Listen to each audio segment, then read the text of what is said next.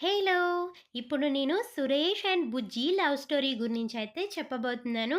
సురేష్ మనసులో బుజ్జి గురించి ఎంతలా ఆలోచించాడు, ఏమేమి తన మనసులో పెట్టుకొని బుజ్జికి చెప్పలేదో ఈ లెటర్ ద్వారా బుజ్జికి చెప్పబోతున్నాడు.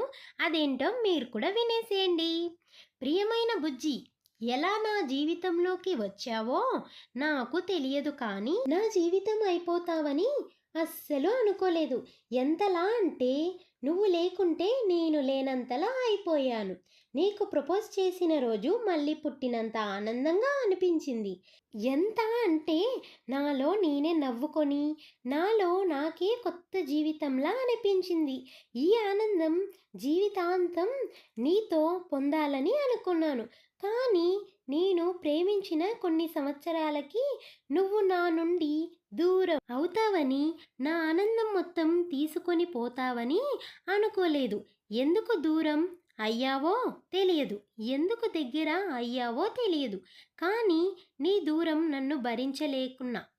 చనిపోదాం అనుకున్నా. కానీ ఏదో ఒక రోజు నా ప్రేమని అర్థం చేసుకొని మళ్ళీ నా కోసం వస్తావని ఎదురు చూస్తూనే ఉంటాను బుజ్జి.